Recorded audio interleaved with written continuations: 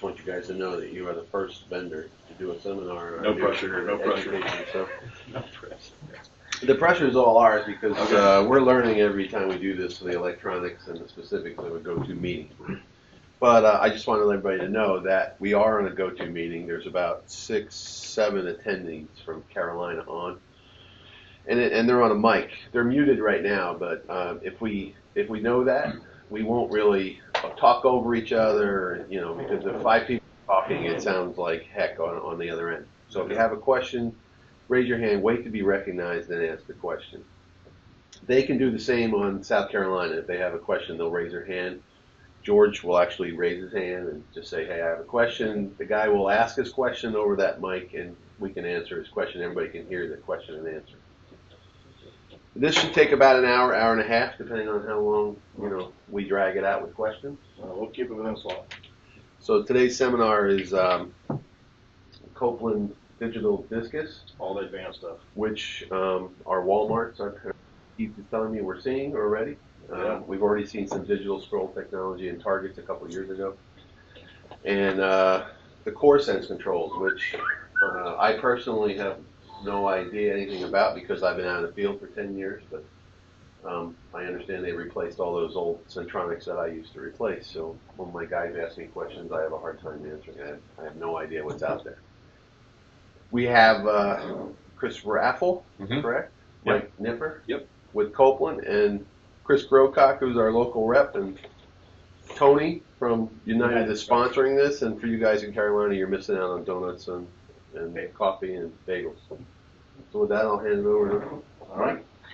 Well, good morning, guys. I'm just going to start off real quick, since it sounds like you guys have got some iPads, and that's great because a lot of the information that we have, and it's changing rapidly. I mean, it used to be Copeland was the King Kong of part number changes. I mean, you hardly could keep up. And just like when we did the Discus from horsepower to BTUs, I mean, that was a major change for us in understanding out in the field of what it was. We also started adapting the use of iPads. And we have found, and typically if I go into even a contractor's office or doing a training program or even on a troubleshooting site, this is probably all I've got. Because I can literally FaceTime with it with somebody like Chris or Ron Brizzi on application engineering, or if I need to send you guys an application engineering bulletin, we can send it to you as a PDF. So whether it's on your phone or on the iPad, depending on how you're connecting to the internet, that is a huge plus, as well as the apps. So just to start off, I'm going to cover 2 quick apps, and then Chris will take over, that I would highly suggest you go ahead and load up at some point. The first one, and you can find these if you're on iPad, so it would be the App Store. If you have another brand, whatever platform they have, you just type in Emerson Climate Technologies, and all those apps will come up, and you'll see a lot of them on there. The 2 that I'd want you to go to, the first one is called Copeland Mobile, and I know I can't necessarily put it up, on the screen, but I don't know if you guys can see this or not. I can't see what I'm looking at. There you go. Well, you won't be able to see it, but if you go to Copeland Mobile, maybe if I get it closer. Yeah, you probably get it right. Okay. What it is, it's the same database the wholesalers have access to for the mechanical information, electrical information, AE bulletins, everything that you would possibly call the wholesaler for. But this is going to be a big benefit during the summertime when they're 5 deep and they're on the phone and they're trying to make phone calls back. This stuff is at your fingertips. And I just wanted to kind of show, when you pull up Copeland Mobile, this is going to be the first screen you're going to have. And you've got to put in at least 5 digits. Okay, every single digit, you got it on there. Now, if you've not been on it before, you will have to register. And that's to give you a username and password. Now, if you've ever been on our website, our desktop, which is Emerson Climate Contractor, and you signed on, it's the exact same one. They're tied together. Okay, so I use the exact same sign-on for this one that I use for my desktop version. Like Tony, wholesaler, same thing. You would just use a sign-on from the branch to use on this app because it's using the same database. It's linked. But what's crazy is this happens to be faster than if I'm on the desktop hooked into like a T1 pulling on OPI, and I have no idea why. But what it does, you put in, I've got a history of stuff that I've put in. I'm going to go ahead and pick that particular compressor. A menu will come up with several different choices, and you're going to pick whether it's the low temp version, high temp version, that kind of thing. And I'm just going to pick the top one so you can kind of see the screen that kind of comes up. And it's pretty intuitive. It's going to say mechanical, electrical, performance, diagnostics, a lot of good information. And just to, to begin, it's going to tell you the capacity, the application, nomenclature, for example. Bring down the model number. Oh, that was internet connection on? Let me go back. Pardon me 1 second now. Okay, well, it's not going to do that. While you're doing that, George, this app, we were going to put it on, right? But we hadn't used my username. Did we put it on all the iPads? Not all of them. Okay. We have toys with this, but our guys can't do apps unless we give them permission, so we have to put them on all our apps. Okay. Well, this is a good one. It looks like I may just be getting kicked off the internet, which is fine. I'll just kind of tell you what it does. It'll pull up, like even on the electrical stuff. If it's single phase and the star components, you'll hit electrical and it'll give you the Copeland part number for the electrical. If it's on, it'll tell you the microfarads, the voltage on the contactor relays. It'll give you the information so when you do call up, you're already one step ahead. Or you may already have some stock on the truck or somebody else's stock that you can grab for that particular job. So again, it's about time savings. The one big benefit is at the bottom of the screen, which is not shown in here, or no, it is technical information. Now, especially in the stuff that Chris is about to cover. It's newer stuff. It's not basic refrigeration. It's electronics. You would pull up the AE bulletins, the application engineering bulletins. You would hit that technical information button. You'd hit, oh, it looks like it's starting to work. Application engineering bulletin, and it will actually pull up the PDF that you can then either print off or view as a PDF and go through the installation, what the set points are, the troubleshooting. That is the stuff you want because you guys don't want flyers. You need the actual AE bulletins, and all that is available through one particular app. So again, that one's called Copeland Mobile. The other one that I will show you real quick, this goes more into line with the stuff that Chris is really going to talk about, are all these electronic diagnostic tools and protection modules. This one is called HVAC Fault Finder. So again, HVAC Fault Finder. And once you get into it, it just says, hey, do you have one of the manuals? Well, thank goodness it's pictorial. So you're going to scroll down and look to find which module you have, because we call all of them core sense, but they all have different applications. They look a little different, and they've got revisions as we go. So you would just kind of pick out the one that you're dealing with, and notice it just comes up with a stoplight looking chart, green, yellow, red, because a lot of times that's what the signal is you're going to get. And let's say you walk up to this compressor on the rack, and it's blinking red 3 times, pauses, blinking red 3 times, pauses. You literally hit the red button 3 times. I know this is difficult. Hit continue, and it's going to tell you what that module is saying is that it's going off on discharge line temperature. Okay? It'll explain that just to make sure, in case you're brand new and don't know exactly what that fault means. And even better, in the bottom, if you hit troubleshoot, it'll walk you through a pretty basic, not extensive, but basic troubleshooting. Why would you have DLT or a high DLT? So it'll walk you through, is it starting? Yes. Which of the following conditions best describes the run state? And it'll walk you through a decision tree to help get you to the root cause. Because we have a lot of technicians that just say, hey, I've got a symptom, short to ground. They think it was an electrical issue. Well, the electrical issue could have been caused by a flood back that wore out the bearing, metal shavings came off on the motor bearings, that got into the windings, and you had a short. But you walk up thinking it's an electrical error. You put another compressor on. Did you fix the problem? No. So these are the type of things, these tools are starting to help us troubleshoot faster and more accurately for you. So those are 2 again we'll cover. Copeland Mobile and HVAC Fault Finder. I highly suggest that, on the iPads or even on your smartphones, have them on there. I use it on my phone all the time. because this is just a Wi-Fi base, where the cell phone, I got it all the time. So, all right, so that was kind of the quick intro. Chris Raffle is coming up next. Very seasoned application engineer for us. That doesn't mean you're old. I am.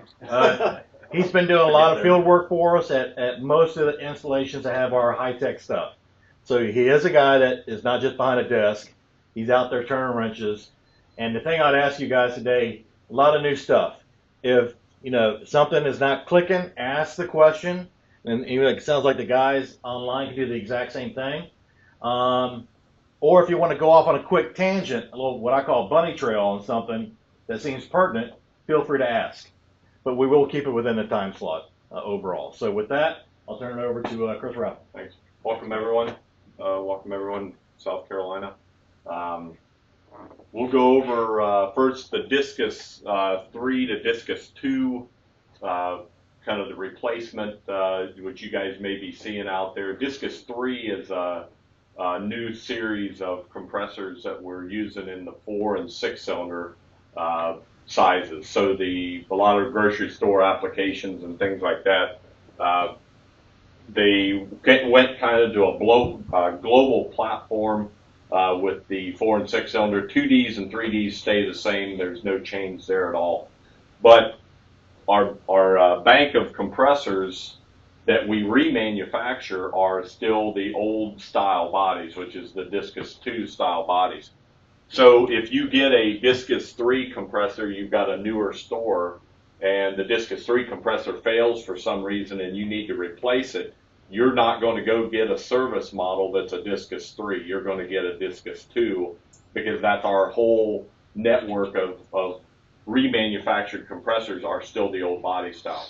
So just want to explain a little bit about that so that you don't get blindsided when you get to the wholesaler and ask for a Discus 3. Well, this is my model number. Well, you're not going to get a Discus 3. You're going to get a Discus 2. Bolt up, it's going to bolt up the same, foot patterns the same. So no issues with that, but there are a few issues with the brackets that go onto the compressors because they've made the Discus 3 platform for higher pressure refrigerants. We've went to a larger diameter head bolts and things like that. So if you look at one, you're going to physically see a difference between the two compressors. Okay, George, go to the next slide. Just a little bit of history on the Discus compressors. That's generally the 2D, the 3D, 4D, 6D, and then in the 8D also. But you don't see a lot of those except in some mostly air conditioning applications, I believe, on that. But we started out with Discus in 1984. The 4 and the 6 cylinders came out in 85 and in 87. So basically, the way this chart kind of reads, just the different iterations of the compressor itself is in the blue blocks. The technology that kind of has been added to them, or the electronics that's added to them, is in the green blocks. And then the different refrigerant changes that we've had to kind of deal with and will continue to deal with is in the yellow blocks. So as you can see, back in about the early to mid 90s, 1994, we switched over to 404A and the POE oils. That kind of, and some of you, the guys that have been around a little longer, probably have remembered the reed issues that came from that. And then we went to the Delta reed design in 1999 for the 3D, and the 2D, or the 4s and 6s actually went to the Delta reed design in like late 2003. That was the Delta reed design is where the reeds are pinned to the valve plate. The earlier design we used to call the floating reed. That's where there's two pins in the deck and the reed actually floated on those reeds. So when we went to the Delta reed design, pretty much the reed issues went away after that. It was a lot more robust design with the POE oils. So if we kind of look at the technology, we're going to look at some of these modules here later on. We started out with what we called the Intelligent Store Discus, or ISD compressors, in 2005. That's the version 1.0. I don't think there's any of those down in this area. There's a few store chains that had those.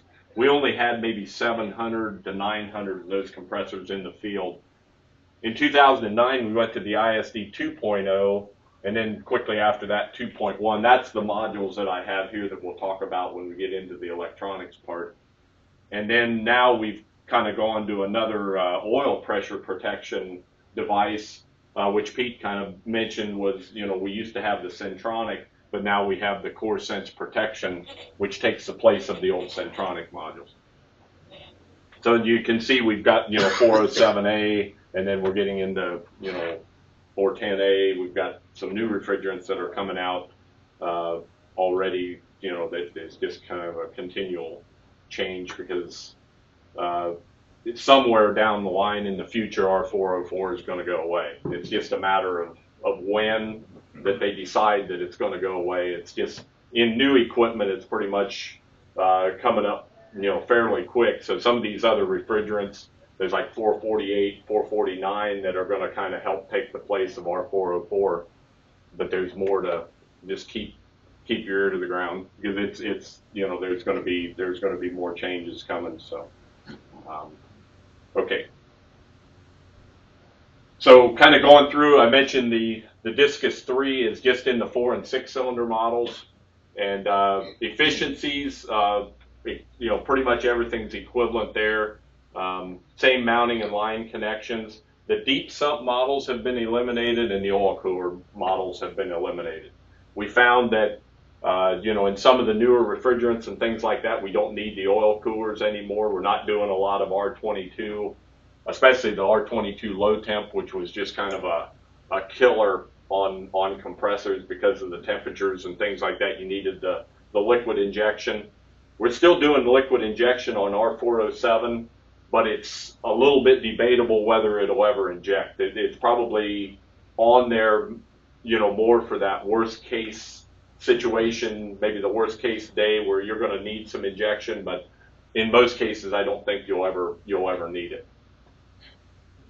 This is kind of the nomenclature change with the Discus 2 compressors. There was a 3, or in a digital model, it would be a D in the 4th digit. On the Discus 3, that's been replaced by an N or an X. So that's the easiest way to tell, short of the physical look of the compressor.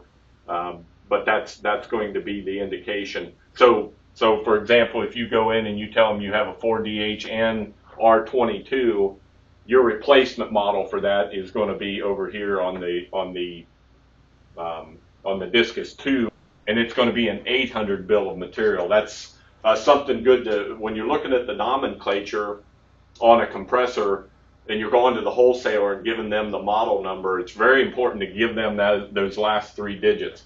This is the voltage code for the compressor. So like that TSK designates it as a 3-phase 9-lead motor. Could be a 3-lead, but it's a 3-phase.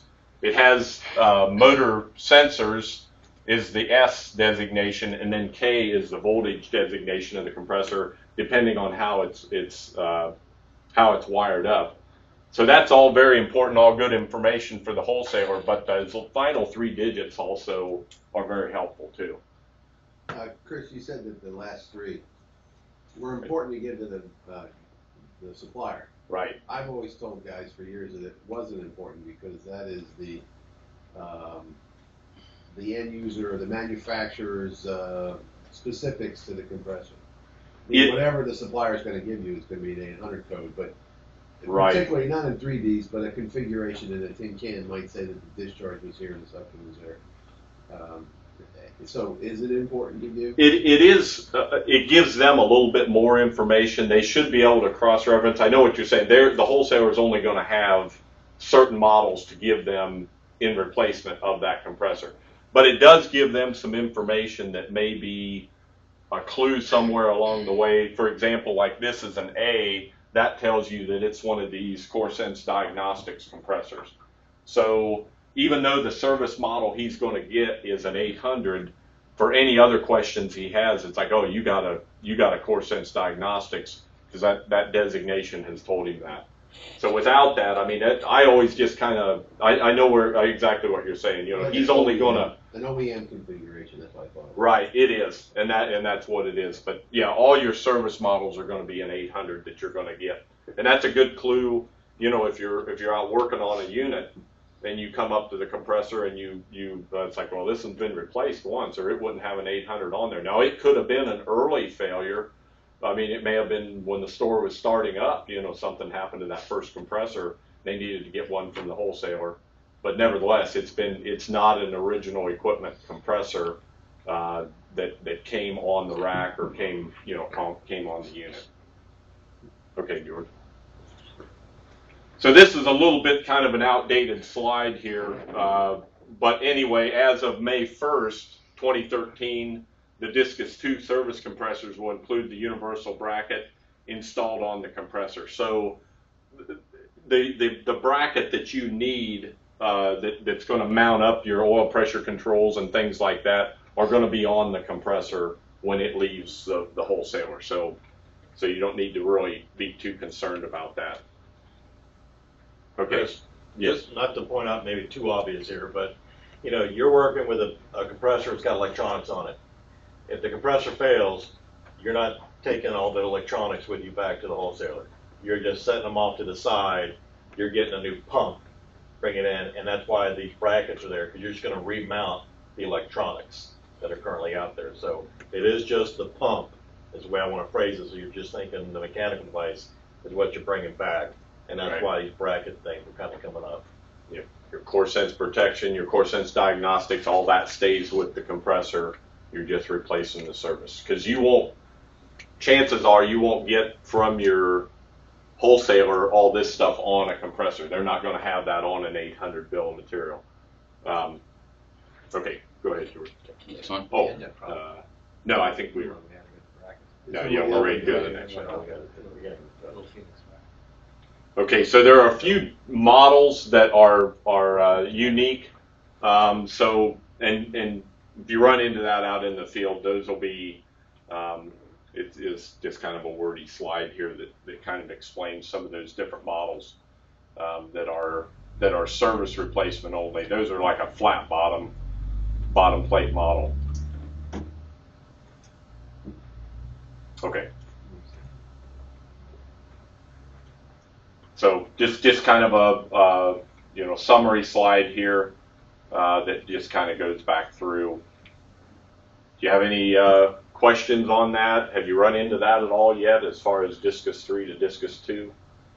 They probably haven't been too many of them out that you've had to replace, but in case you run into that, have you had one? We had one. It's brand new Whole Foods. It hadn't opened up yet, and a 60, I think it was a 4D Discus 3 went. Mm-hmm. And the supplier supplied us with a Discus 2, and when it got there, nobody had any idea how to swap it out. The oil level regulator wouldn't fit, the brackets wouldn't fit, the controls wouldn't connect properly. That's Was- our first issue with going from a Discus 3 to a Discus 2. How long ago was that? Was that? About 3 months ago. Okay. 2 months ago. We went crazy looking for a Discus 3, and our supplier did the best they could but there was a 2 to 3 week lead time. We had to open this Whole Foods. It was on a chiller rack. Right. And we wound up taking the Discus 2, and we had to get the kit, and we had to make it work. We had to adapt it. It's Feedback was it was not entirely easy. no, and it's not. Some of the, it'd be nice to have a stock of Discus 3s to service models, but like I mentioned earlier, the whole bank of bodies that are out there and everything else is, and for quite some time probably will be Discus 2s that you'll get to replace them with, because we just don't have, reman compressors that are the Discus 3s yet. As those fail and they get into the bank, then eventually they will come available. But The reason you're going to Discus 3 is higher pressures, but what refrigerants are you hoping to push through a Discus 3? Can you take it up to CO2? no, those aren't rated for CO2. We've got an actual CO2 compressor that's, it looks like I mean, it's got bolts in the stator cover that far apart all the way around and everything else, but those are not rated for CO2. They are rated for like 410A, and some of those refrigerants, but not, or, you know, which is higher pressure, but not for CO2 yet. Yeah, a little difference in pressure with the CO2. Well, you know, Yeah. 410s are going to be here very long either. No. All HFCs will probably be removed in the next year or two, or start talking about it. And none of the new refrigerants are really high pressure. So I was just curious, what was your thinking when you decided to make a good thing different? Yeah, more of a global design. I mean, because it was pretty much all designed in Europe, but they're marketing. We used to have European models and then U.S. models also, so they've kind of combined all that. But that's and then the larger diameter head bolts and things. That's because of the little higher pressure refrigerant. I think that's it on. Oh, I'm sorry, got one more yet. So anyway, this just kind of goes through, which sounds like Pete's already experienced all this. I guess we probably need to understand, you know, why they had troubles with the brackets and things like that, if that was just 3 months ago. I wonder if the Discus 2 model that you got had been at the wholesaler for a little while, and maybe it didn't have that universal bracket on it yet. It did not have the universal bracket, and it was a combination of, we had to get an adapter kit and the configuration of the Hill Phoenix rack with clearances for the different compressor and where the brackets were going to go, and they didn't fit. Okay. So you have a parallel rack with a number of, you're putting a Discus 2 next to a Discus 3. Right. There is a size difference, there was clearance issues, there was bracket issues. Yeah, there wasn't supposed to. When we were working with the guys like Hill Phoenix and Kaiser and Hussman, when we were telling them that, you know, we're going to Discus 3, and they were all for it with the new electronics, they were supposed to design it where it gave enough clearance for the D2s to come in there. But we clearly found out from the field, because Chris, I know, has been involved with, I've been involved with some of them, that especially we had the old deep sump, which were made for like transport. They just needed more oil because they're shaking and baking. They just didn't have clearance. Hill just did not design the rack with enough clearance. So, you know, you showing up thinking you got the right compressor, and you just can't get that thing in there. And it was an issue, and we had all these different brackets, and that's why Chris was asking about timeline. We finally, back in 13, said that we can't have all these different kit numbers. We need a universal mount that you guys can just then plug everything back on, and it became a lot easier. But it sounds like it just was probably a model number that was in the So stock. I'm thinking it may have been one that had been there for a while, and yeah. Okay, Because these things they're not failing a lot, so they're sitting in there.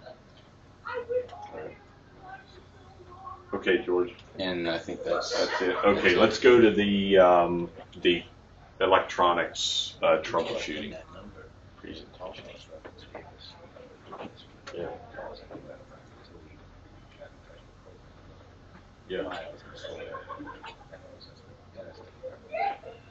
Yeah. Well, one thing to point out for you guys, and kind of Tony kind of mentioned that on the wholesale level, because it used to be very convoluted. I mean, even for us, for me and Chris, directly working for Copeland, if you had a D3, what to cross it over to on a D2, and what you actually needed to install it.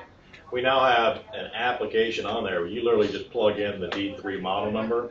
It spits out the D2 and all the kits that would be necessary with it. It's very simple.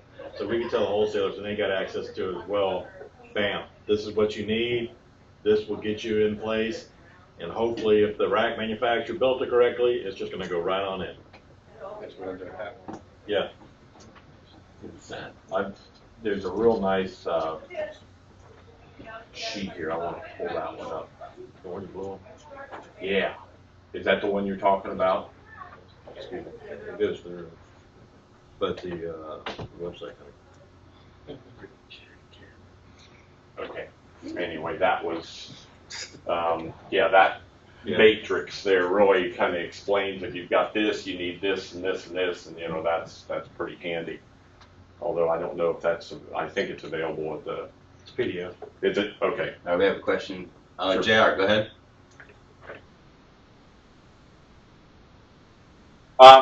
Yeah, eventually there'll be still service models for it, but eventually, yeah, the D3. We're actually not building any OEM Discus 2s anymore. They're all Discus 3s.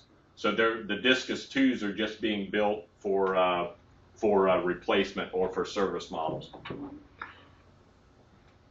So if you order a new rack, or if a new rack comes in, it's going to have all Discus 3 four-cylinder and six-cylinder compressors on it. And that's since about, yeah. Yep.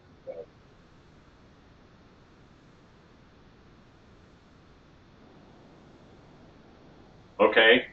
I don't have a lot on that, but I mean we can jump into that if what was the issue that you were having?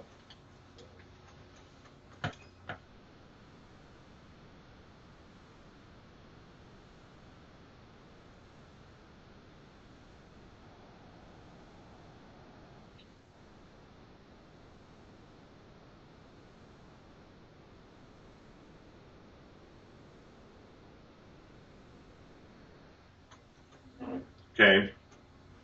Yeah, and I'll have to check on that. The old demand cooling used to inject at about 292. If the temperature was on its way up through about 292 degrees, it should start to inject.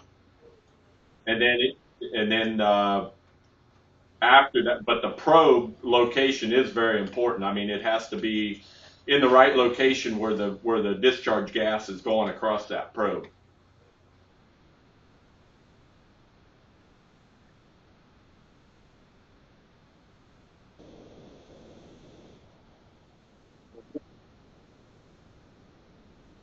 Okay, so your 275 was being measured where at?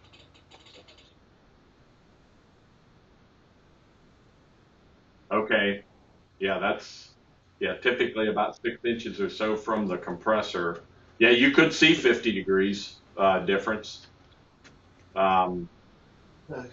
This Yeah. particular application was a 407 app, which brought up a question on 407 because your literature is kind of vague on what the temperature should be. And it was the first time Mike shared with me the paperwork on it, and it doesn't really specifically in your paperwork say measure the temperature at 50.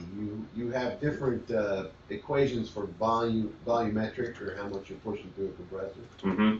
So we all kind of shook our heads at the temperatures he was getting, and it wasn't injecting, and they tried multiple controls. So the application was a 407 application. It was a low temp, and they just recognized higher temperatures than normal.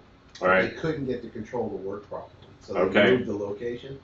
So the question is, if I didn't know it was a Discus 3, are they more volumetric efficient? Do they push more volume? Was there any changes made to the A little design, how bit much difference they moved? on efficiency, but that shouldn't have an effect on that. What about mass? I mean, these things are considerably have more mass. Would they absorb more heat, and particularly maybe not have a 50-degree difference between 6 inches on the discharge and internal? Yeah, I don't think that changed. I mean, a whole lot that I'm aware of. I'll have to dig into that a little bit and see if there's been any more issues with that. I mean, so you just felt like, I mean, that it was, you were at 275, a couple inches away from the compressor, and it still wasn't injecting yet. Yes, and Right. they proved the And that control was by worried, changing the yeah. control. Right, because you were worried that it wasn't going to inject. Did it ever inject at all? I mean, or was that about your peak temperature then, or is that?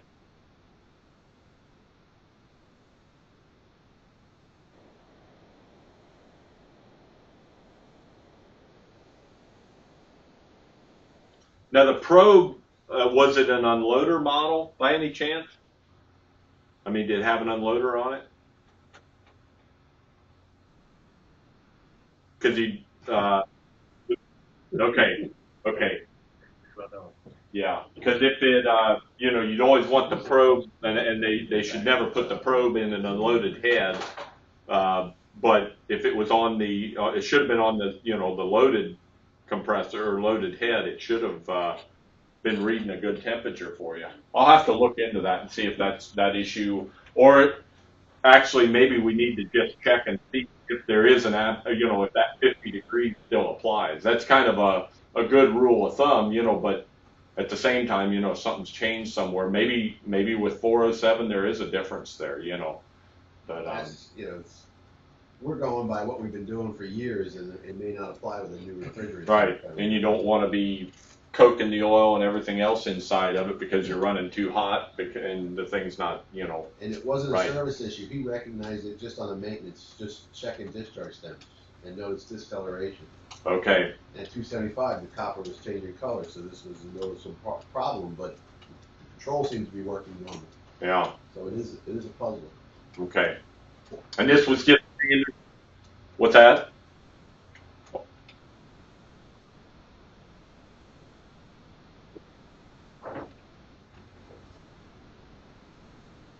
Okay.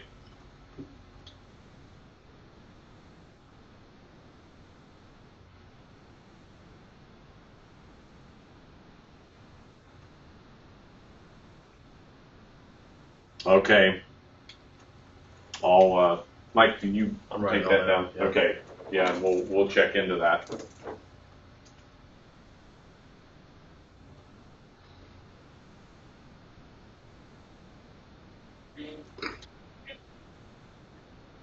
Yeah. Yeah, you wouldn't want that to get that. You wouldn't expect to see it get that hot. That was Mike. That was Mike Driscoll, South Carolina, Excell. And JR, his service. Field supervisor. Seems like I remember something about this, but I don't know what was, we'll dig into it. Yep. Find out if there's been any differences. And certainly we need to update that bulletin. I mean, if there is, that may have gotten slipped through, but. Well, I've got some slides on the new CoreSense technology, and as Mike kind of mentioned, CoreSense is kind of a overreaching term that kind of includes all of our electronics that we're putting on these compressors anymore. We have CoreSense Diagnostics, which is kind of the Cadillac of the Discus line. It's kind of it'll actually control your digital operation. It does the demand cooling. It does pretty much everything. So it's kind of a one-in-all module that is for Discus. It's been out since about 2009, and there's getting to be quite a few of those out there. Certain customers use more of them. We have some customers that's all they're having those on all their Discus compressors. Then we have CoreSense Protection for the Discus compressor, which kind of takes the place of the old Centronic. Actually, the company that was making our Centronic modules didn't want to do it anymore, so we kind of used that as an opportunity to, kind of update the oil pressure control. And actually, that module takes the place of the old Cravan module on the 4 and 6 cylinder. So your motor temperature sensors that used to plug into that Cravan module actually go into this module now, so it gives you your motor temperature protection as well. We've got CoreSense Diagnostics for the K5 scroll, the refrigeration scroll, which is like a 7.5 to 15 horsepower range. We're working on a digital version of that now that isn't in production yet, but the K5 scrolls have been out for a couple of years. Then we have Copeland Performance Alert, which is just a little module, kind of a little small diagnostics module that actually is kind of used. You can use it on units. You can use it on compressors, like on a rack or something like that. But mostly just kind of as a diagnostic tool to kind of give you some information and some protection also. Kind of when a unit's already installed, you could go ahead and put one of those in. This is the digital controller, so if you have a digital compressor, either a scroll or a semi-hermetic, and you're not using like CoreSense Diagnostics, actually this module here is what's going to take and control that digital operation. So it's going to use like a 1 to 5 volt input signal It can be used with like our E2 controllers or a lot of other rack controllers also. And then we've got the closed loop digital controller, which kind of takes the place of this module. So if you had a small condensing unit that had a maybe 2 compressor condensing unit that had a digital compressor on it, this controller here will actually control 2 fans and actually 2 compressors, and it'll take care of the digital operation also, based on either suction or discharge, or suction temperature or suction pressure. Okay, George. So I've got some of these modules here that I think Mike started passing some of those around already. This is the Discus, the CoreSense Diagnostics, and it's actually, there's kind of a 2-module setup on that. It's got a control module that goes on the front of the compressor, and then there's a sensor module that's mounted in the terminal box. This control module has a 2-line display on it, and it will actually, we'll say you're running under normal operation, it'll say normal running, and it'll give you an amp reading, and it'll give you a discharge temperature. And that's going to be a probe temperature then also, because it has a discharge temperature probe in the head of the compressor. So it gives you all these features, and the protection on the compressor itself is like a low and a high pressure switch. So the low pressure switch is going to take that compressor offline if it gets down to like 3 to 5 pounds. Then there's an actual 407A version of that low pressure switch also that allows it to go down a little bit further on like a minus 25 application. It'll give you, so getting back to the pressure switches, one of the neat features about that, everything's on the compressor when it leaves our factory. So the leak detection and things like that, you don't have the cap tubes going out to a pressure switch anymore. Sometimes, those will rub and you'll end up with a leak. All the pressure controls are built right onto the compressor. So it saves the OEMs a lot of wiring, and that's one of the big features with this. The rack is a lot cleaner, the wiring to the compressor. You don't have a demand cooling module. You don't have an oil pressure switch. All that is contained in this module. So it's been pretty nice for the grocery store applications, especially on the racks. A lot of the settings. Oh, excuse me, George. Go back one. A lot of the settings are like the MCC value and things like that. If you're tied in with an E2 controller, you can go in and you can make changes and send those changes down to the module for it to detect a different setting or something like that. So some of those, some are factory settings when it based on the model number of the compressor, but it also can be changed later on. And then these kits, there's actual replacement kits for all these modules in too if you need to replace one of them. Okay, go ahead. This is the sensor module. Another one of the features with this is your crankcase heater can be controlled from this too. So you don't need an auxiliary set of contacts. That's good. Your power is going to come into this module and back out to the crankcase heater. Whenever the compressor kicks off, this will energize the crankcase heater. So that is kind of handy that way also. It's going to measure your voltage. So it'll give you low voltage protection for the compressor. There's 3 leads that come out of the side of it here. They just go underneath your 3-phase power leads in the terminal box. You're going to bring 24 volts in from a transformer, and this whole circuit is all 24 volts also. So that's kind of for the digital operation, it's really handy because like on a normal digital, you got to run conduit down to the solenoid because it's 110 or 220, whichever.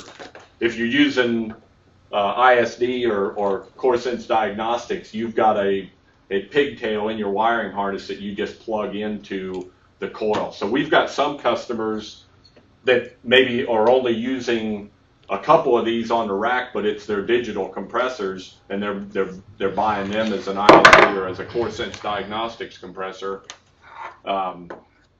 Rather than, and that being the only one of these that they've got on because they like the way it controls the digital. So you got 24 volts coming in, and then you've got a plug here that's actually going to take well, actually the plug here is, you're bringing 24 volts in on these two. This one here is a white plug that actually is taking the 24 volts out to power this module up. That's all done in the wiring harness. You've got I think it's going around the room here somewhere. There's a little donut. It's actually the same thing as what's used on this module here. It's a current sensor, and this goes in the terminal box also. So one of your three-phase power leads are going to go through here, so it's going to measure amperage. Same thing it's the same CT or current sensor that's used on the core sense protection products. There's a wiring diagram. Now, I don't know if any of you guys had any experience with the ISD 1.0 version, but on the bottom of this module, there's a row of dip switches, and those are where you set the addresses. So these are all, go ahead to the next slide, would you, George? I don't know if it shows in there. But anyway, the module is actually, all these are daisy chained together through a communications, an RS-485 communications network or Modbus network to an E2 controller. So it's being controlled that way. So you don't have like an output point in an output board in the panel to control the compressor to turn it on and off. It's all done through that communications port. So each one is daisy chained together, so each one has an individual address. Typically your first one's address number 1 and 2 and 3, and then you commission those to the rack controller, and then that's how it's going to communicate with each one of those compressors. Back up one more. This is an illustration here of the wiring harness itself. So that's an illustration for the 3D compressor. The 4 and 6 is a little bit different looking harness, but pretty much everything is in, and it's all kind of bolted right to the side of the compressor. The oil pressure I mentioned is all done, so you don't have a separate oil pressure switch anymore. That's all done through this module. So you're still using the same oil pressure sensor like what you're used to seeing on a Centronic, and this harness just plugs into this module rather than into a Centronic or a core sense protection. Still the same sensor. Typically you're wiring this up through a pilot relay, so you're feeding 24 volt power. Everything's controlled by 24 volts, but we first thought that you would be able to control your contactor with 24 volts also. So there, in the wiring harness here, there's an output that we were going to run back to the coil on the contactor, so it would, when it told the module to turn the compressor on, it would close, energize the coil on the contactor, and it would come on. But on the larger compressors, that coil, the 24 volt, wasn't heavy duty enough on like a big NEMA contactor to pull in and stay in. So we found that we had to go back through a pilot relay. So now your 24 volts is going to power up the pilot relay, and then it's going to pull in, your contactor coil is going to be 208 or 230 volt. That's going to close, and then it's going to close your contacts on your contactor. So one extra step in there, but that's all done at the rack manufacturer. Typically you don't have to do that out in the field, but it is just something else to look for if for some reason the compressor's not coming on.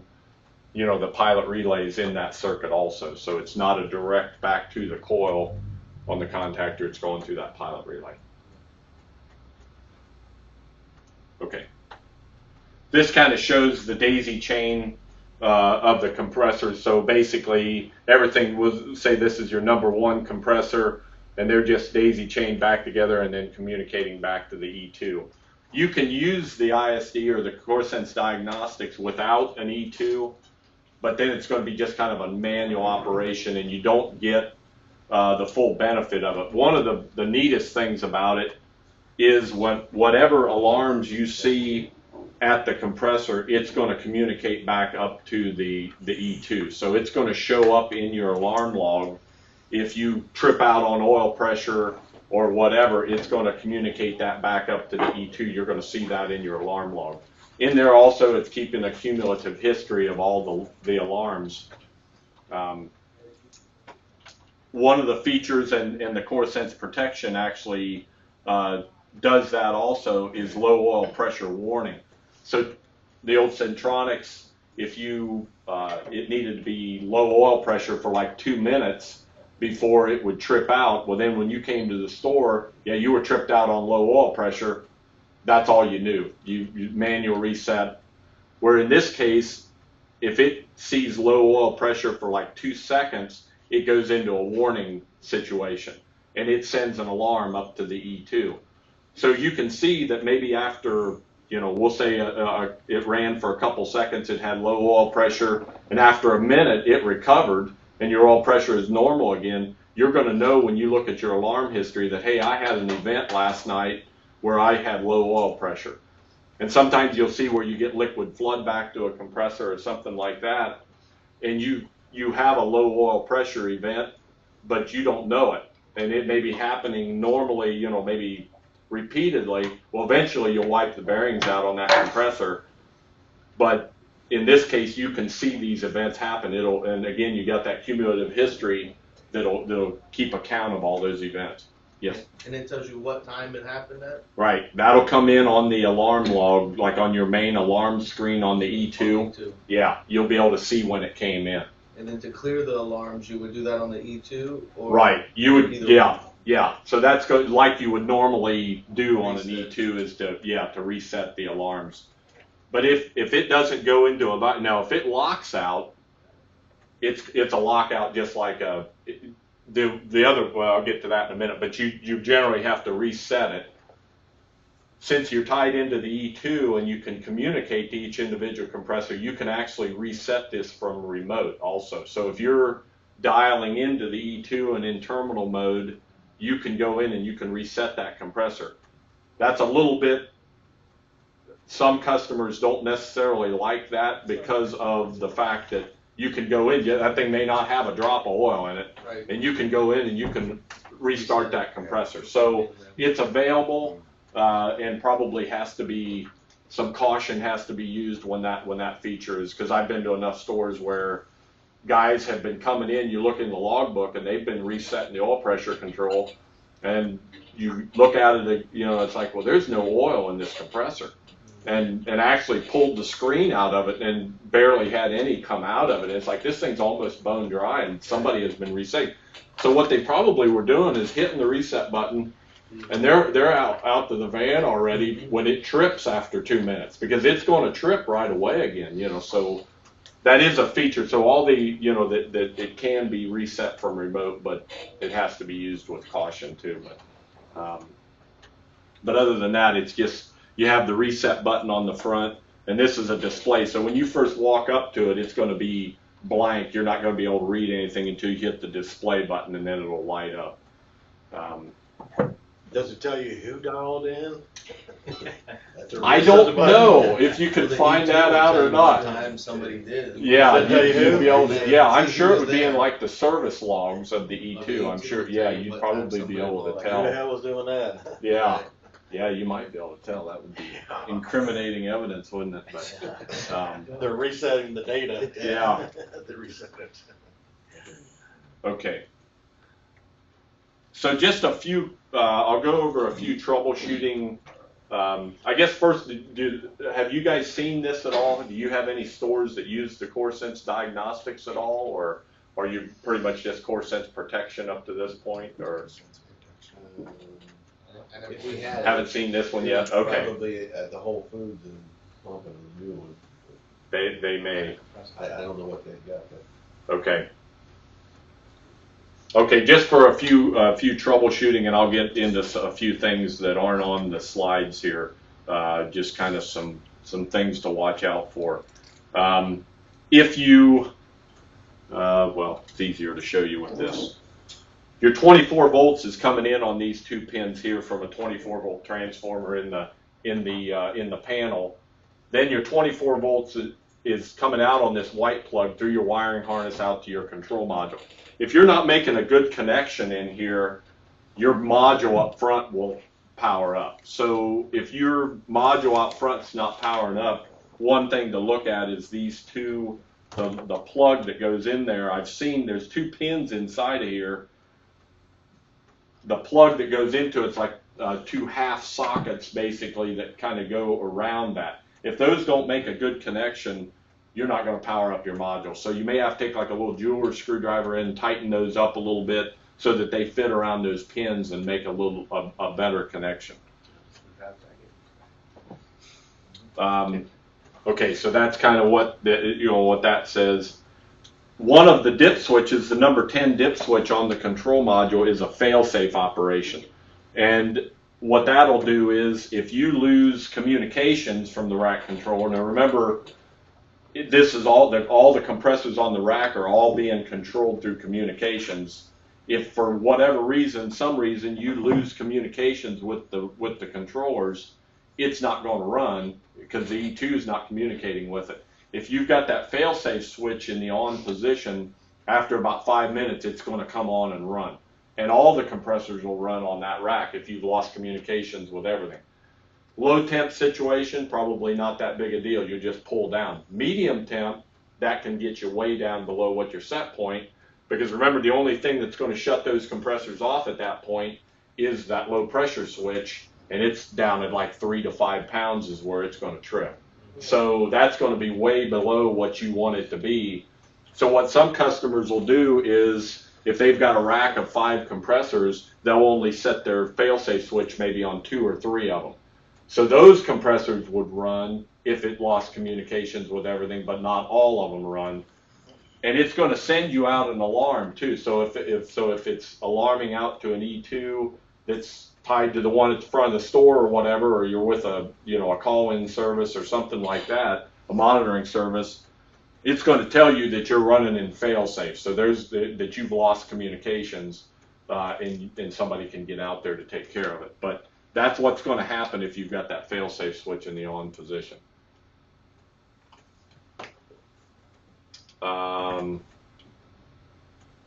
Okay, I mentioned that the rack controller. And then another issue that you could run into is on that wiring harness. The one that show in the illustration isn't a real good indication of what can happen, but on the 4 and 6 cylinder compressor, the length of wiring harness, it's not in like a plastic conduit like that one for the 3D is. It's actually just in like a loom, kind of a protective loom that goes around it. But then your wires go out to like your low pressure switch, your high pressure switch, up to your unloader.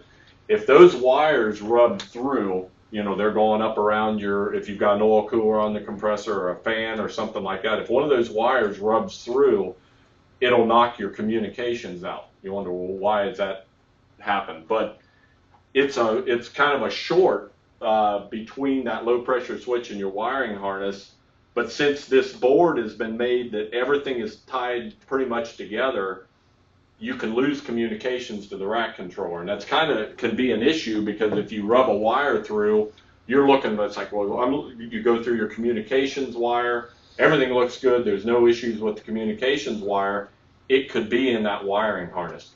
Or it could be, and basically the easiest way to troubleshoot that is just start unplugging them, or unplug them all and just plug them in individually, and you'll find the one that the problem exists on. Because if you lose communications and you look in your E2, all of them will show offline.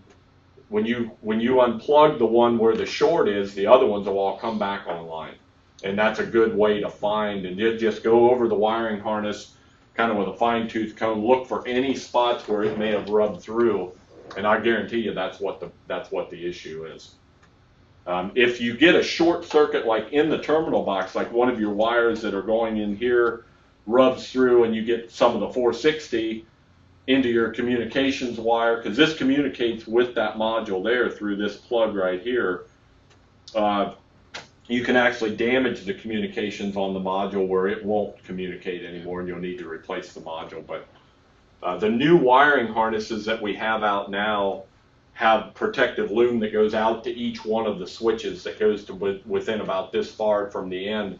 So they're much better protected than when we first came out. If you don't have any older stores, you'll probably never see that issue. But we did run into that early on, where we just, didn't know it yet. But anyway, when it got out to the, going out across the head around the oil cooler and things like that, it could rub through and caused us some troubles. So, okay, George. So this is the CoreSense Diagnostics for the Scroll K5 compressor. I think we may have passed that one around right there. And that one actually is on, and this one is a newer module than what these pictures are here. This one here actually is the newest design, where it'll actually take care of the liquid injection on the compressor, and it'll actually control the digital part of the compressor also. We have those K5 scrolls are coming out, and it's in development yet, but it actually will have a digital version of it, and that'll all be controlled through this module. You won't have that IDCM module, that the digital controller module. You won't need one of these to control that scroll digital like you do on the older style. Discharge temperature protection is built onto this. And then it actually has some current sensing because of this CT here that's mounted on, that plugs into the side of it. And then it also communicates, so it's going to communicate along the same lines as what this module here does. And that's kind of one of the common denominators in all these modules is communications back with a rack controller, because everybody wants to do things from remote and look at remote, monitoring and things like that. Knowing what that compressor is doing all the time is kind of turning into a big deal. So a lot of the modules are built with that communications in mind. Any questions on any of this right now, or sure? That module, I had to step out, but the module you were showing on that 3D, is that only with that controller? The backup, would you please, George? That. This picture here, you see the module inside that electrical box? Right there? Yeah, it only goes with that controller? Right. Well, this is going to be available, it is a European version also but it won't be available anywhere else in the States. So yeah, this is just used with this control module here. So if I have the other controller. If you've got this one, you're gonna have No, one. I don't have that. I got a problem at a Walmart. Oh, is that right? Okay. And it constantly just trips on demand cooling, locks out the compressor. You go there, it shows you the 3 lights. But the oil Centronic, the core sensor, is not lighting up. Okay. And You may have that one. no, I have the blue one. The This one here? that one. No. Yeah, what's another? You may have the square version. No, it is that one. That one. Now that I look at it. There you go. You've got that one. This one That here. one right there. Oh, that one. Okay. Yep, that's So this is the earlier version of that one. This one actually has a little bit. It's kind of a newer version of this. But this was the original CoreSense protection on some of the older compressors. So this is probably what you have. Right, it's an older story. It's probably 3 years old. Okay. And what's it doing then? It's actually. It's a digital scroll compressor with on motor, a 3D. Mhm. And it'll run for, I don't know, a month, and then it'll start tripping. On oil pressure? No, on demand cooling. On demand cooling. Right. Okay. So it's gone out on discharge temp then? Yes. Okay. So the technician has changed the demand cooling, and then within 2 days it did it again. And then, so I went out and looked at it. I'm finding that we're not getting any power, any lights in the controller, oil controller. On this one? Yeah. Okay. Usually it's the current sensing relay that's up in the rack. It's not the cause. But the compressor right next to it, which is not a digital scroll, doesn't have any lights on either. It doesn't have a green light anytime? No. So these are wired a little bit different than like the old Centronic, because these are powered up all the time. Right. Where the old Centronics were only powered up when the compressor was powered up. So it's got a hot, going to it, at all times. But it wouldn't run any time if you didn't have power going to that. Oh, the lights don't light, because I Yeah. was looking for the green light. And it'll Yeah, work for a while, or it doesn't work at It'll any time. last a day or two, and then it'll quit. Okay. And you replaced the module, and it came We right back replaced in. the demand cooling. Okay. But But the box is not lighting up. the oil controller, a little green light in the corner, Yeah. it's not going on. At all. Nope. So can the 3D kick on without the controller? Typically you got it wired through this so that it needs to be powered up for it to bring the compressor on. I'm kind of So maybe confused a as to bypass? why. Yeah, I don't know why, and why the demand cooling, because the demand cooling is completely separated Well, from this. before I reset it, I went through all the wiring and everything was right. And as soon as I pushed the reset, it came on. Okay. Because I wanted to make sure that everything else was right. But I'm not getting the lights on in the oil controllers. Power to it. Yeah, there's power to it. Yeah, I don't think it would run otherwise. Well, I don't know. That's a tough one there. And he replaced the demand cooling module. Yep. And then that helped. I mean, it started. I watched it inject and everything, Okay. so I know it's working. I jumped out the sensor, made sure it worked, and then once I turned it on, and after a little bit, it'll run and it'll eject and then turn off and inject and turn off. I don't know. I'm gonna go back today and look at it some more. Okay. I wanted to see what you guys had for input before I went back. Yeah. How close is that store to here?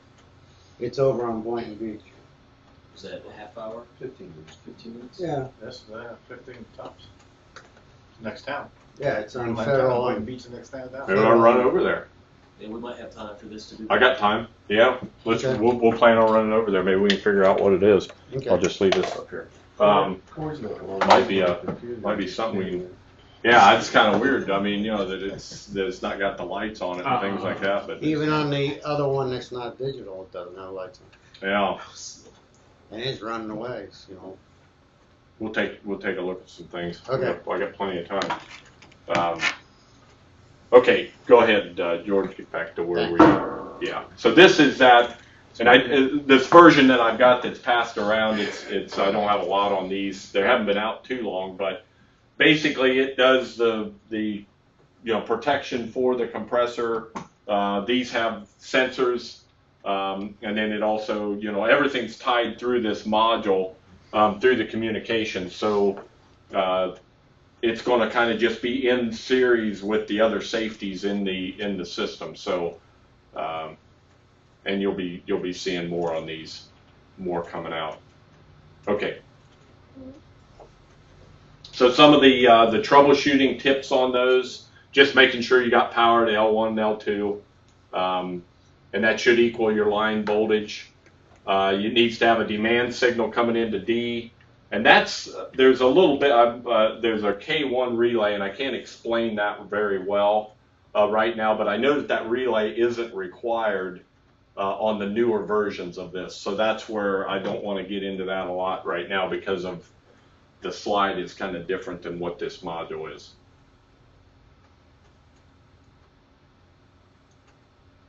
This is a little bit on the performance alert product. That's this small module right here. One of the neat features about a lot of this, and I've got a few slides at the end on this, we've got what they call product or PC interface firmware or software that goes on your laptop computer. I think it would go on an iPad also. And you can plug into all these modules and you can actually get a history of what's been happening to the module on that program. And I'll show that in a little bit. This product here is also like that. You can get the cumulative history of trips and things like that. So some customers will use this if they've got a condensing unit or something like that they suspect is short cycling at different times of the day. They don't know how many times it's cycling. They really don't have a controller. You can tie one of these onto that module or onto that unit, and you can kind of get an idea what's happening with it. After you tie in with the product selection software, you can see what it's doing. So it's kind of a handy gadget for that. It'll tell you for like welded contact information. Well, those are just basically loss of communication if you lose the communications to it. These have the capability of having a probe hooked up to them. High discharge temperatures are one of the main failure causes on our compressors. So that's the reason why you're seeing a lot of these new modules. Even this digital controller will have a provision on it to hook a probe up to, so that you get discharge temperature protection, because that's just one of the main causes of overheat is one of the main causes of failures on these. There's not a lot we can do yet about liquid flood back. That would probably be the second most common occurrence. But that's kind of coming down the road. I think we have, they're working on ways of detecting liquid flood back that'll protect the compressor, but it's not here yet. So what we can do for overheat, and it's kind of funny because you'll see a lot of customers that'll have these core sense protection modules, that has the discharge temp protection feature on it, but they won't hook it up or they won't use the probe. And so we actually got to the point where we started putting the probe in the head for the compressor and kind of hooking it up, because there were so many customers that weren't using it. And it's like, man, this is a free safety. It's kind of a no-brainer not to use it, but or to use it. So, okay, go ahead. So this kind of gives you a little bit of the wiring on the performance alert. Kind of shows how that can be wired into the system with your, through the controller, and that's kind of wired in series with everything. So if it trips out, then it's gonna take it off. Chris? Yes. You guys have been coming and showing me this control for years, and to me it was always wrapped around a residential company, but The comfort alert. Yeah, is the air conditioning. What comes with that to hook it up to an equipment if we want to use it for like a tattletale, or if we want to use it for diagnostic? Does it need anything? I'm looking at the wiring diagram. Does it need a sensor? Does it need a CT No. transducer? It's got the three openings there that you run your power wires through.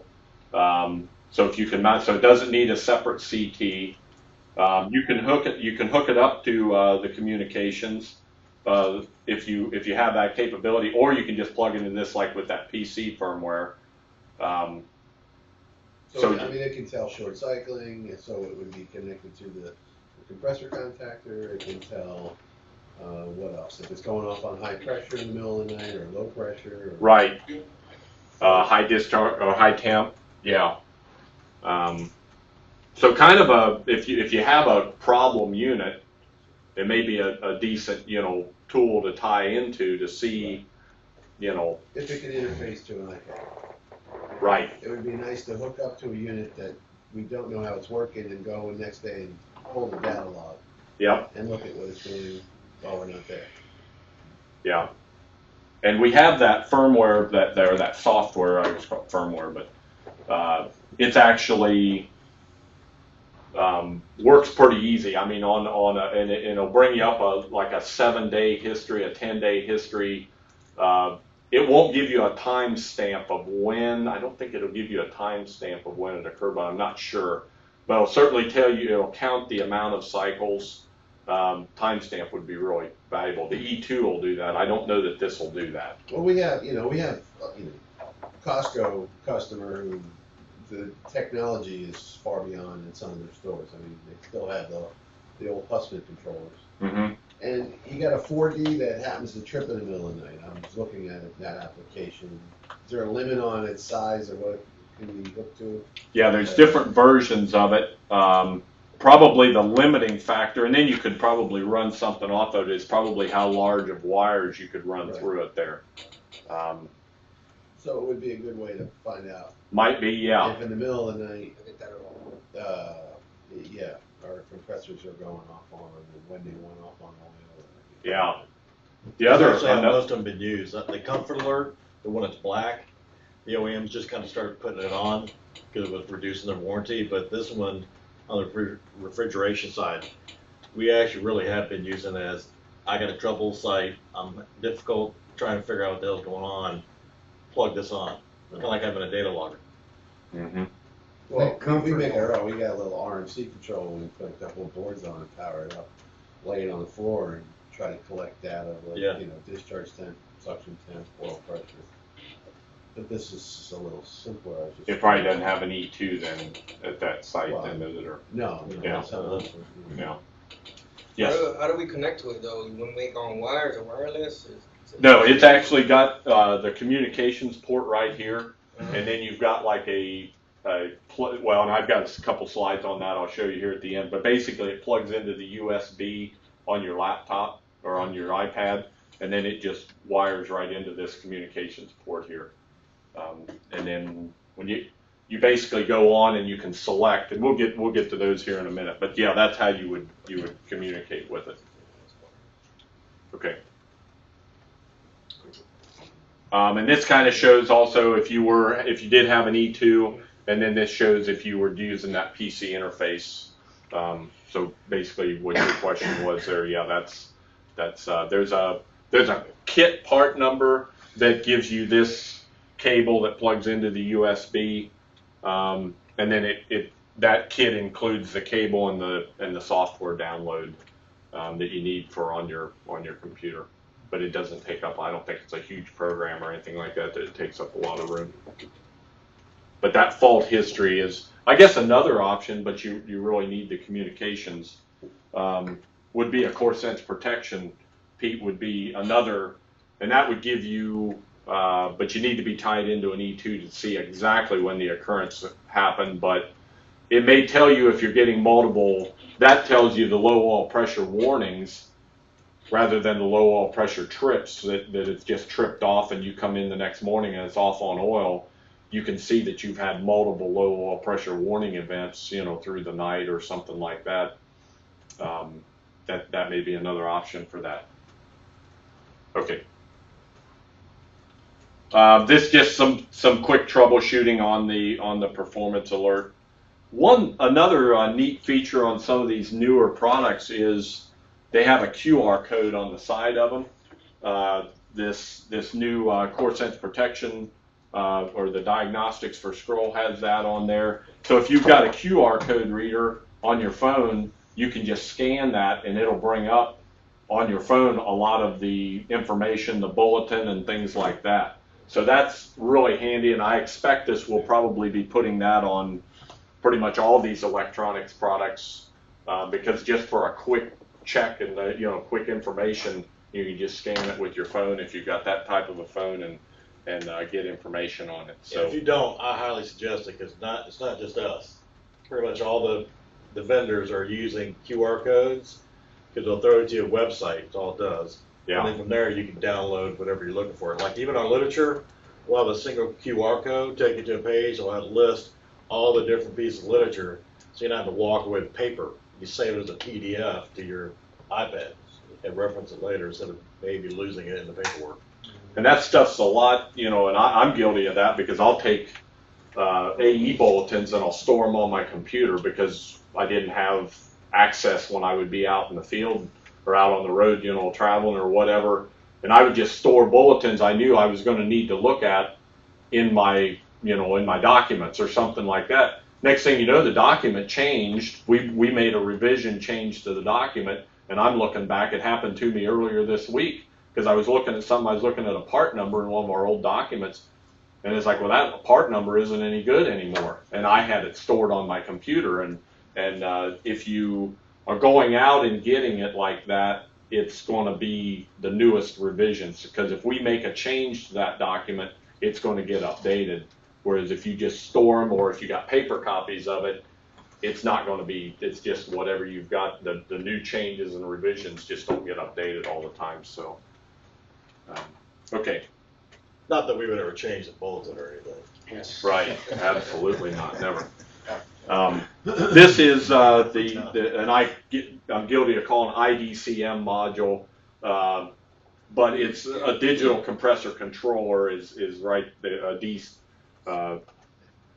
whatever the acronym would be for that. But anyway, these are used on our scroll compressors and on our Discus compressors if you're not using like Diagnostics and you want to run a digital compressor, this module is what's going to do it. So it's going to take a 1 to 5 volt input. You're going to power it up with 24 volts. It has a 1 to 5 volt input. So that's makes it, we have these out with Novar controllers, you name it. I mean, pretty much any controller that's capable of a 1 to 5 volt variable output signal that's tied back to the suction pressure, you can use one of these with, or you can use a digital compressor with. So, also has some, it's got a discharge temperature thermistor that's hooked up to T1 and T2. So it's also got a resistor on the back of it here. And I'll just kind of add, because you mentioned you had demand cooling. You've got to have that, you've got a resistor on the back here that you need to hook up to T1 and T2 because you don't want your demand cooling probe input signal going into this thing. You want it going to your demand cooling module. So you need that resistor across T1 and T2 so that this thing isn't alarming out, because it'll alarm out, it'll send you a flashing code if it's not got anything hooked up or if your probe goes bad or whatever. So it's just kind of a nuisance strip. The thing's constantly going to be flashing. So you put that resistor across there, so they provide one on the back of it. But so this is hooked typically in a rack or anywhere. You'll see this mounted like this underneath the contactor, and it's going to be feeding through this, so it's kind of in series. It's going to read the amperage there, and then so in the panel, and you can get it to screws a heck of a lot easier if it's up like this. Sometimes they're, when they're in a panel, they're kind of hard to get to those screws. We have this product available actually for the 6-cylinder compressors also, which has 2 unloading banks, and in that case, it's going to have you're going to hook up to U1 and U2 for the digital, and V1 and V2 for the block suction bank. But it's a different module altogether. It's for the 6D only. There's a separate one for 4D compressor also, and a lot of that just has to do with the different trip temperatures that it's going to be looking at to trip it out on temperature between a 4D and a 3D. So if you, one of the neat parts about this, and if we have time, we'll get into it a little bit later on, you can retrofit an existing compressor to a digital. And we actually sell a kit that is kind of all-inclusive. It has a different valve plate, it has a different head, it has one of these modules, it has a transformer to power this module up, and those kits are available in low temp and medium temp applications. So if you've got, and we recommend not upgrading the compressor if it's over like 5 years old to a digital, but you can convert an existing modular compressor or a 3D standard or 4D or 6D to a digital just by getting one of those kits. In about a morning's worth of work and wiring one of these in, you can have a digital compressor, and again, you don't have to have an E2 to control it. Other rack manufacturers or other controllers will do it too. Okay. Chris, Yes. we're at time, so Oh, we're at an hour and a half already? Or, there's okay. certain subjects you want to definitely hit. Okay. This, I already pretty much went over this. This is just kind of how the module is wired in, the ID or the digital controller. I think we pretty much went over all that. It does give you those flashing alert codes and it's all on the back of the module here. it tells you the amount of flashes and what that's telling you. And then the yellow light will come on anytime the compressor is actually unloaded. And how this works, it's on like a 20-second cycle. So it's constantly looking at the voltage signal coming in, but it'll change like every 20 seconds. So how a digital compressor works, it's running full speed all the time, but it's just switching from loaded to unloaded operation. The compressor's either fully loaded or unloaded, kind of different than what the old module loads used to be. If we had a little more time, my digital presentation would get into that a little bit more, but okay. Just one thing to point out, if you're converting over, if you had a module load compressor that would have a separate board or a separate stage in there for the unloading of that module load, you would want to eliminate that, because the digital, the E2 recognizes a digital as just a single compressor. You don't have a separate stage for the unloading on a digital. The digital is just a digital compressor and that's it. Okay. And this just goes through the flash codes. We'll keep on going. This is that XC643 Excell controller that I mentioned. I think one of them went around. But anyway, actually it's just a small closed loop controller that actually will control 2 condenser fans. It'll control a standard fixed compressor and a digital. So on a condensing unit where you don't have like a rack controller or something like that, one of those is a good option. And lower cost than like installing an E2 or something like that. Okay. And I was going to go a little deeper into the core sense, but I think I'm maybe out of time. Yeah, maybe call for another training session. Okay. George, how much reporting you got, or you gotta go? Are you gonna lose any reporting, or? You can keep going if you want. Well, let's keep pushing. That's up to you guys. I mean, Let's push through, let's get in. Okay. We'll go on through this then. all right. This is just a kind of a drawing of a standard, like a semi-hermetic compressor, like a 3D in this case, and it kind of shows you the oil flow through the compressor. So some of your oil's coming back, if you're on a rack where you got an accumulator or something like that, but an oil separator where you're getting oil, injected back into the sump of the compressor. But it's going to go through. There's a check valve in the firewall, the compressor. The oil is going to be picked up through an oil screen, pumped through the pump, and then it goes through the bearings, feeds the bearings, and then the rods actually are hollowed out. They have a hole up through the rod, so it's getting oil up into the wrist pin area also. So that kind of gives you an illustration of how the oil.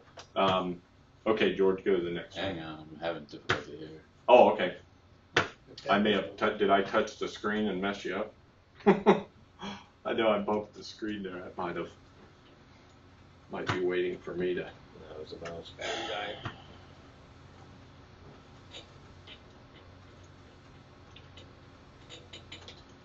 Oh, no.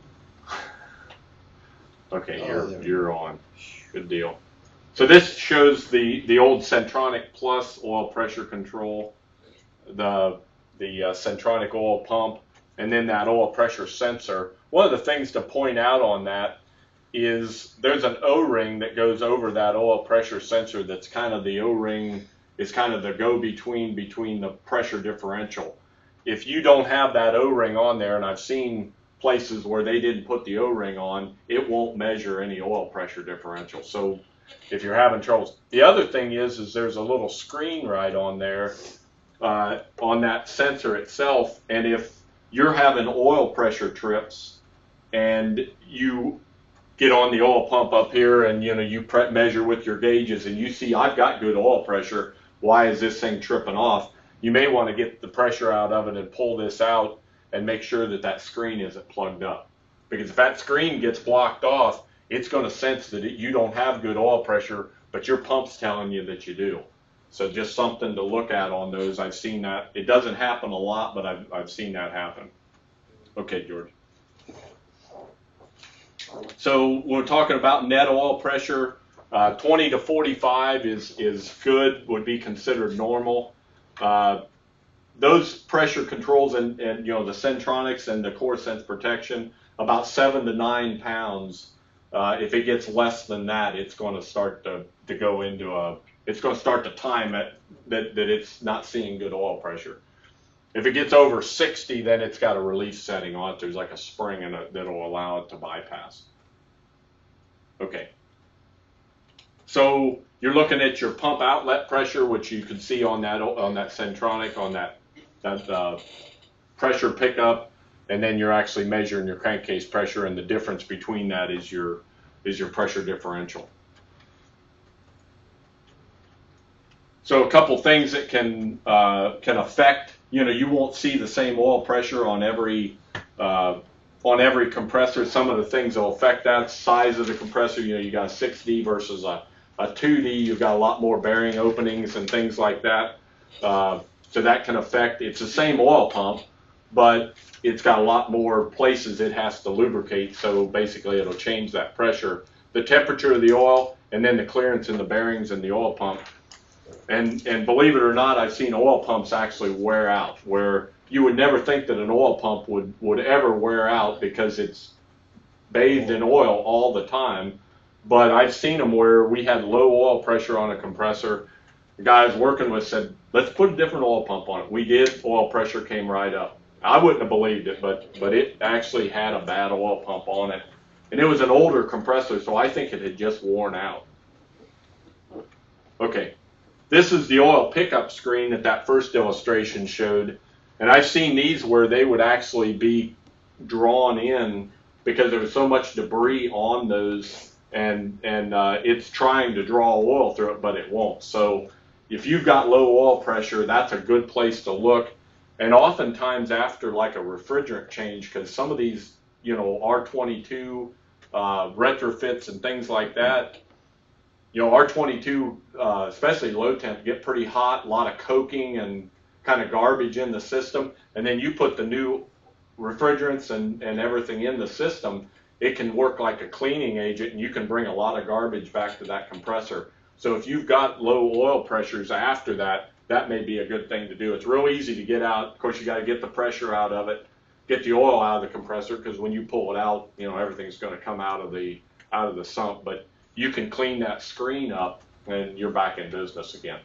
Hey, Chris, that's typically also in a little metal sleeve almost. It is. There's Right. a slot in that. Slot up, slot down. Slot down. Slot down. Yeah. So I get that question a lot. Yep. So it's drawn from the bottom. Yeah. Yep. And those, yeah. So this is just so kind of go into the modules here a little bit. The Centronic 3 is a direct drop-in replacement. That's probably what you're going to get from a wholesaler to replace your Centronic Plus module. This wires up identically. You'll see it's got kind of a slide switch on it to reset it, where the old Centronic Plus had a push button switch. The sensor stays the same through all of this. We haven't changed that sensor at all. Okay.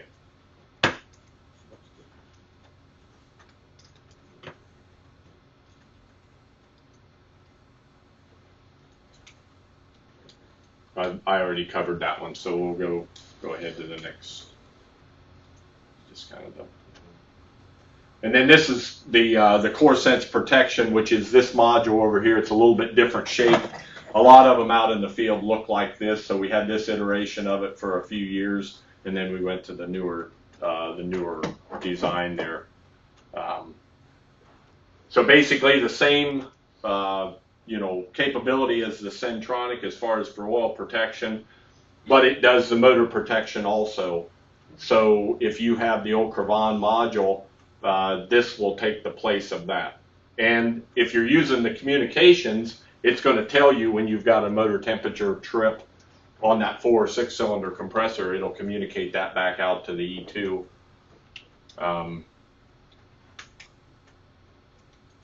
See, there was something else. Yeah, that's good. You're okay. So anyway, this just kind of shows how to wire that in, but there is an additional wire on this one, on the core sense protection. Like I mentioned, that it's wired up all the time. The other Centronic, when the compressor went off, the Centronic went off, but since this is using communications, and it's sensing your motor protection. When the compressor is off, this module's still powered up, and it should have a green light on it anytime that there's power going to it. Okay. Just a few things to look at. I've seen it already where these wires would get unplugged, and then at the other end of that module is this current sensor that's in the terminal box. This is the same one that's used on the other device that we had it hooked up to. Well, actually, I guess we had it at. This is the same CT that's used on the CoreSense Diagnostics, but this has to plug into the end of your wiring harness here that goes in the terminal box of the compressor. So these are your voltage sense wires, or not voltage sense, but it goes to your sensors. So the black one goes to the common. You know how on a 4 and 6 cylinder compressor you got your sensors. The black wire goes to the common, and then your 3 orange wires. It doesn't matter which one of those sensors it goes to, but that's going to take the place. If you get a service replacement compressor, it is probably going to have that Cravan module in the terminal box, even though you're not going to need it because you've got one of these. We're required by UL to send every compressor out with a protection device on it. So even the service models have to have that Cravan module in it. And I guess pretty much you're going to get it and just put it in your truck, but you're not going to need it because your module or your motor protection is all taken care of with that module now. So okay.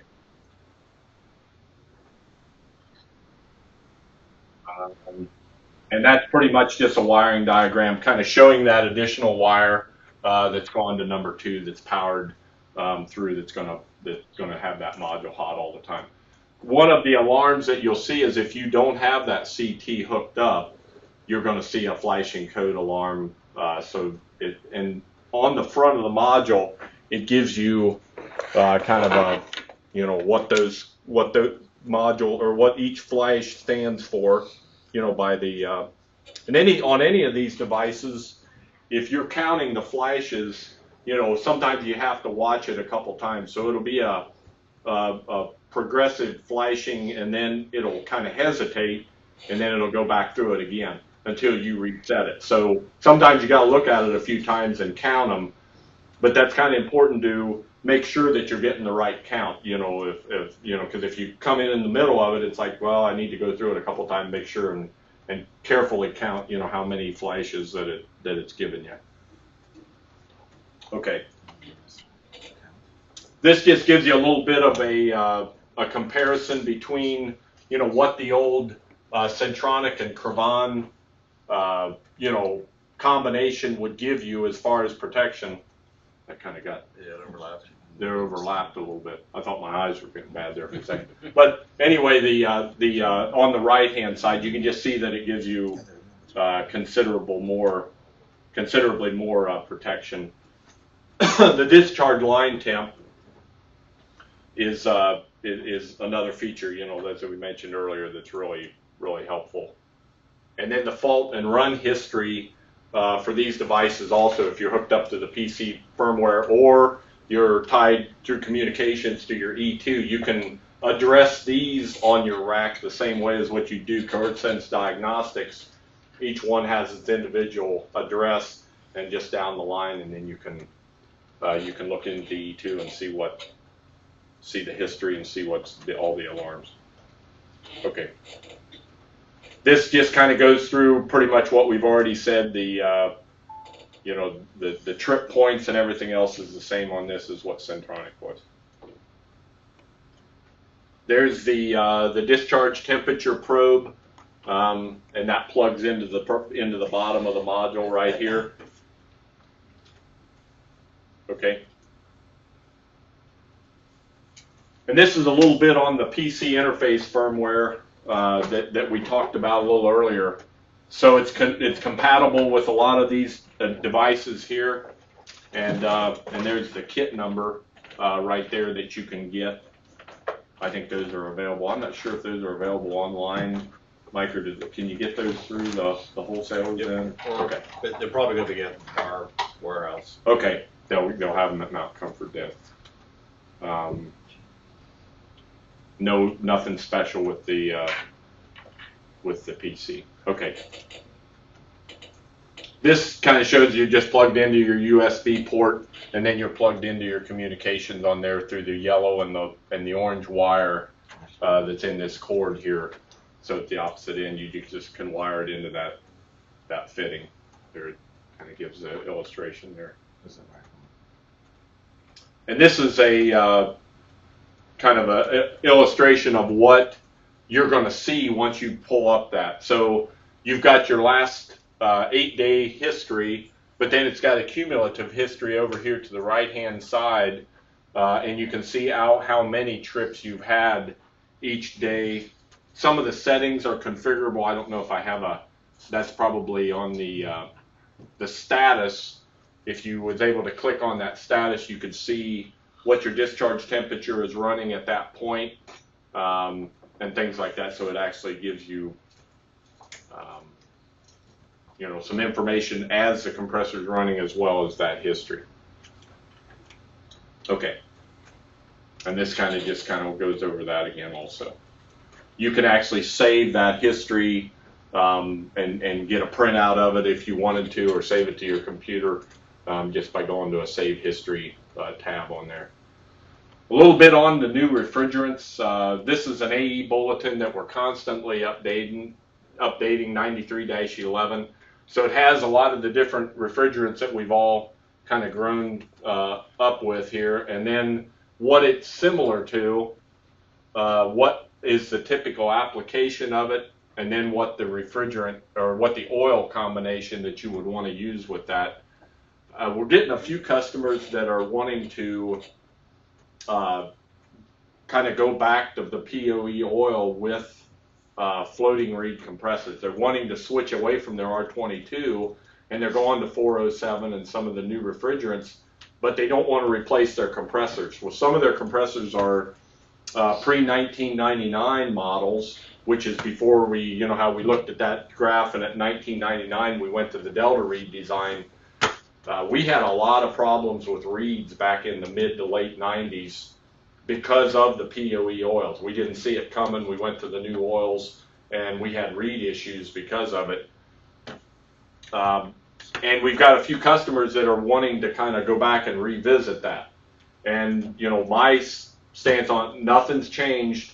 If you're going to you could either, if you're doing a remodel or something and you're wanting to go to one of the new refrigerants and your compressors are pre-1999 or they're the old floating reed design, you may not want to replace them all right then when you're doing the remodel, but you're going to replace them within the first probably few years after you do it, and it's going to be because they failed probably. We did some testing where we went out and looked at the reeds, and then they made their refrigerant change, and we kind of recorded the condition of the reed. 6 months later we went back out and looked at them again, and they were starting to develop a burr in that slot where they work on those pins already within 6 months of runtime. So once that burr occurs, it isn't too long after that, because kind of the hardening area, you're through the case hardening on that reed, you're going to get to a situation where that tab is going to snap off, and then it swallows the reed into the cylinder, and you bought a compressor. So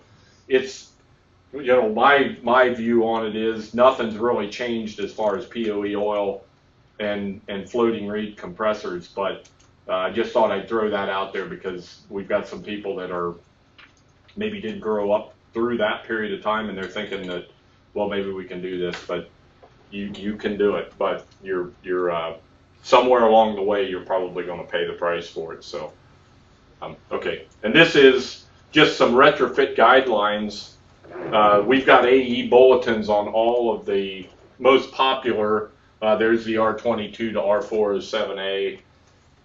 Excuse me. And this pretty much not a lot of information when it gets into the systems, but it kind of goes through our recommendations and things that to look out for as far as doing those changeovers. You guys use iBooks on your iPads as an app for storing PDFs? maybe something to look at because, you know, even though Chris kind of mentioned he's keeping 80 bulletins on his laptop, we do the same thing on our iPads, but it's under iBooks and it saves everything as a PDF. You can categorize it. You know, I've got mine by condensing units, core sense technology, you know, digital, and it'd be something to think about. But again, if there's been a revision, you know, you may be behind, but that would be a good list of stuff to put into iBooks or some sort of app that stores PDFs on your iPad, so you've got it ready. Okay, George. This is the online information access. I think Mike's, you know, kind of went through a lot of that as far as where to get some of these bulletins and things like that.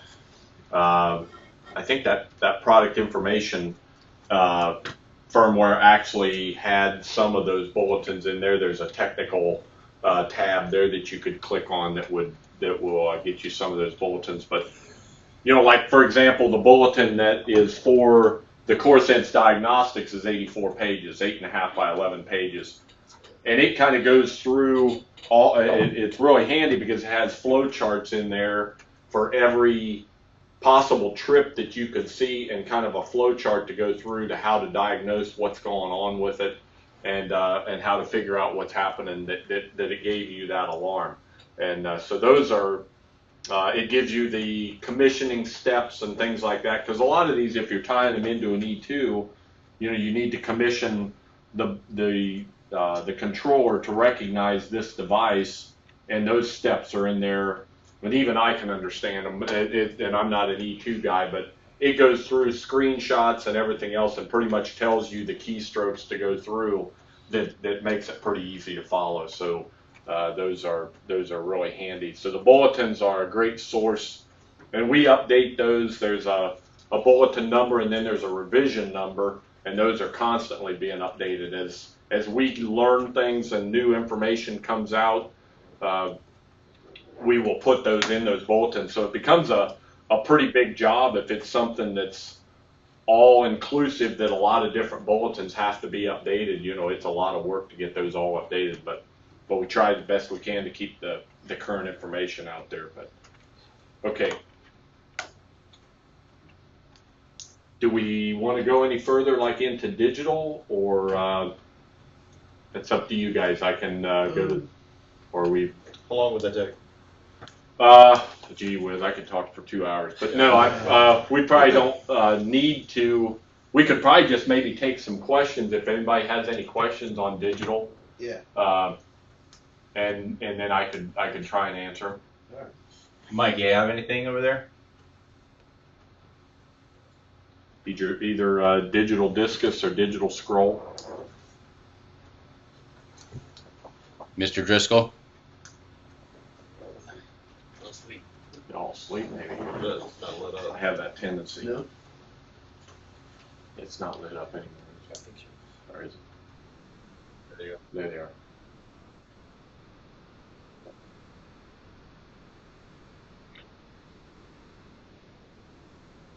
Yep.